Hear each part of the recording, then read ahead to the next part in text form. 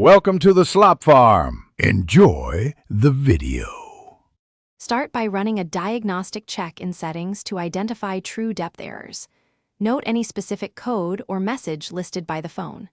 Check the front camera area for physical obstruction like dirt, grease, a screen protector edge, or cracked glass. Remove the protector and gently clean the sensors with a microfiber cloth and 70% isopropyl if needed. Confirm the phone is running iOS 17, 4 or newer, before continuing with software troubleshooting steps described next. Restart the iPhone and force quit background apps before retesting Face ID to clear transient errors. Update the device to the latest iOS version using Settings or Finder on a computer. If Face ID still fails, go to Settings, Face ID, then reset Face ID and set it up again using consistent lighting and angles.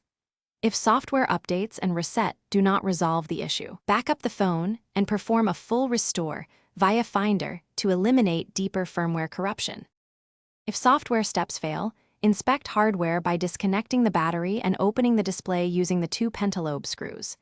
Use ESD-safe tools and a suction pick to lift the screen carefully and expose the Truedepth module connector.